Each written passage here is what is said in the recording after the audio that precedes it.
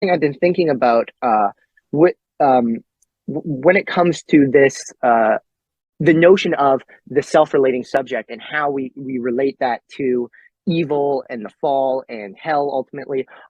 In the New Testament, there's a very enigmatic story about a demoniac that Jesus casts out. Who he begins by talking to this to the demon in the singular, and then when he casts him out, suddenly it's a legion, right? So there's like a disintegration of the identity into a plurality. So when I was talking to the Platonist Erval, he says, well, this to me shows that Satan isn't a concrete empirical personality. It's more so just a sort of a principle of disintegration. And I was like, well, not necessarily, because within a communal ontology, you can have the ego and self division, because it's through that affirmation of the ego that you get disintegration. True unity is only found in communion with the other. So when you have the prideful, ultimately the sin, that's what it says in the Bible, the sin of the devil was pride.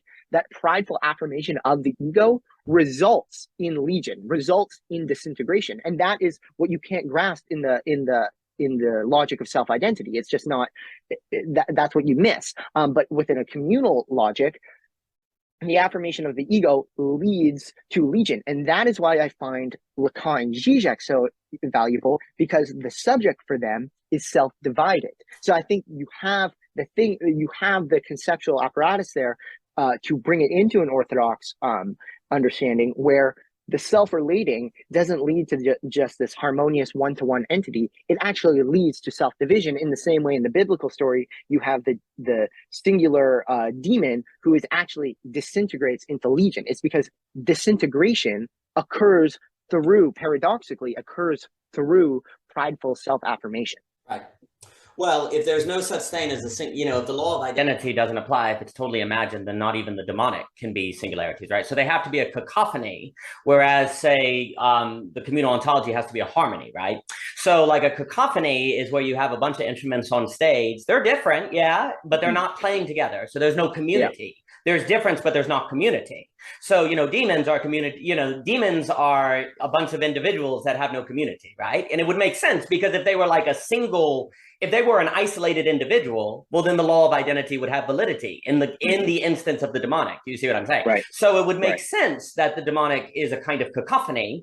And it would also make sense that it is like the heavenly, because demons are fallen angels, right? I mean, it's kind of like there's a similarity, but the similarity is like it's like you got the top and then the bottom, it's a perversion of that. So you have a cacophony version. Right. So I like to say you have kind of harmony. So a way to think about it, you got like the categories of harmony, singularity, isolationism, and cacophony.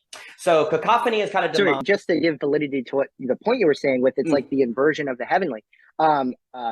It's literally a reverse one in the many, right? Yes. So in God, in the heavenly, there's unity in the plurality, but in the demon world, it is a disorder in a prideful unity. So it's like it's a reverse one of the many. So exactly what you were saying. It's like it like the heavenly, because it's what would happen to the heavenly if it were to fall into pride. Sorry to interrupt. That's perfect. I mean, one of Augustine's great insights is the notion that one of Augustine's great insights is that everything evil must be a disordered good, because only good is substance. So if there's evil, it must be a disordered good. Therefore, the demonic must be a disordered good, right? There's nothing wrong with sex. The problem is lust. There's nothing wrong with food. The problem is gluttony, a disordered relationship, right? And so the demonic, in a sense, is a disordered relation to the other.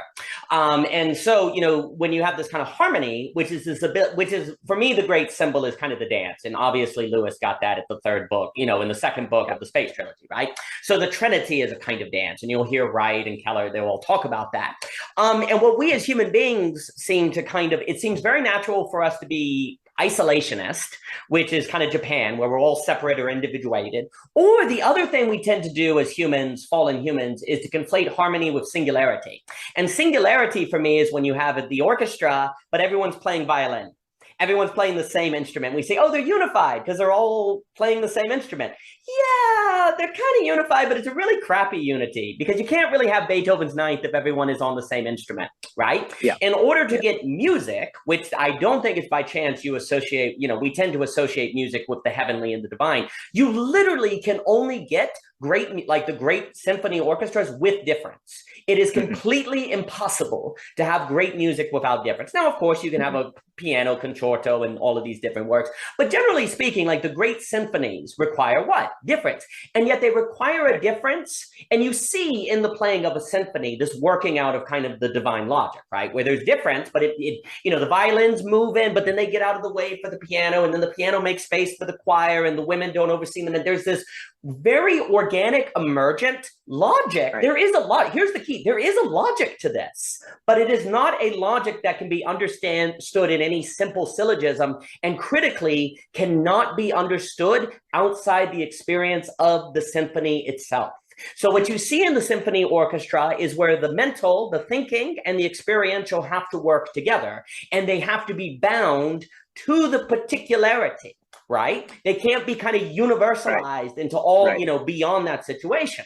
Well, that's where you see, like, if Jesus is a particular man in a particular place, and there's a real stress on the particularity in God. So what ends up happening is, since God makes particular things, it's very easy it's easy then for us to fall unintentionally into a cacophony logic, or to fall into disunity, because you look around and you say, oh, well, there are different things, right? Therefore, we're meant to be different.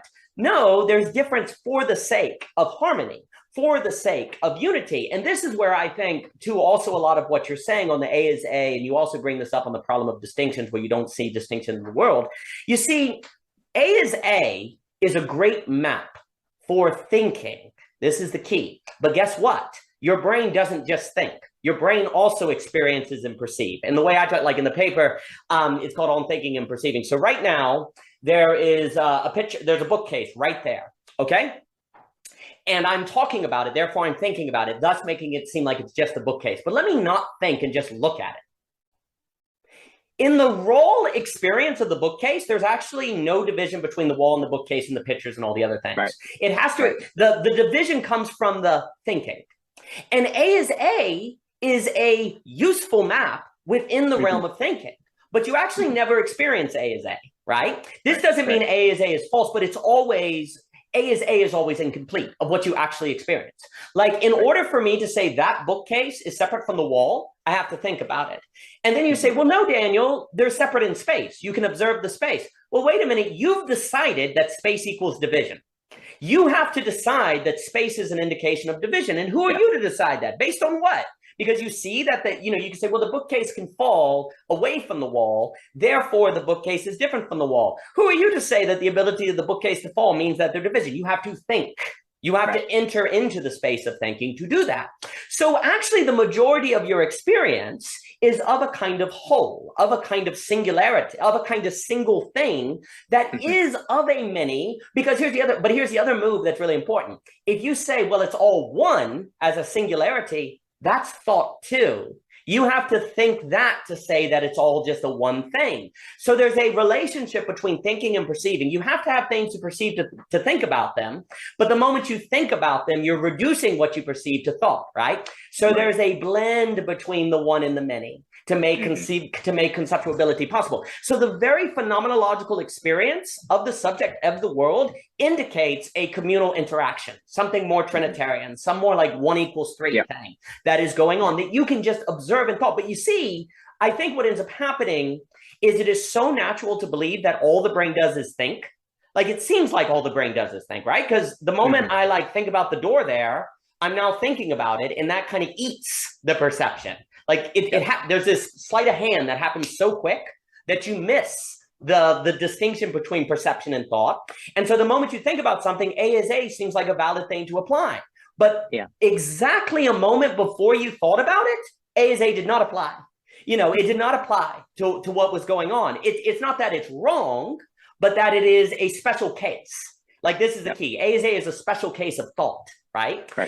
And it's useful. And indeed, A is A can help you get to a communal ontology, but it becomes very natural for us not to do that simply because of the quickness by which thinking rushes in and defines our experience. And that is where then, and then I'll give it back to you, that is where the category of harmony gets lost. Because to make sense of the category of harmony that we were describing with the symphony orchestra, you have to have, I'll say, a dialectical relationship between thinking and perceiving, which if you don't think that because there's only just thinking and it has, that's all there is, well, then you can't have harmony. You only have A as A. And that means your options are singularity, isolationism, or cacophony. Those are your only three options, right? And none of those are, I would say, optimal. Cacophony is demonic. Isolationism, I think, gets you to the logical end of meta-modernity, which I would argue is Japan culture. I think the whole world's heading toward becoming Japan. I'd have to defend that claim. But if you go with it, or singularity, which is basically the technological singularity, right? The category of possible harmony requires a dialectical relationship between thinking and perceiving, which would then open up the possibility of the one is the many, which then reformats your entire ontological schema. And that is kind of the move that has to occur that people like Florensky, who I did not know about, but I know about now thanks to you, but people, like David Hume, Alfred Korobowski, and The Science of Sanity, which I think is a marvelous book, Blondel, Conte, this entire, as I've mentioned to you before, this entire modern counter-enlightenment that was radically missed. They had a notion of this that was overlooked. And now we're all like, oh crap, we're ending up toward the Girardian apocalypse or the technical singularity and we can't escape it. Well, yeah, on the current road where there's only those three options, cacophony, isolationism, or singularity, there is no good way. But if you open up to the possibility of harmony, things can change.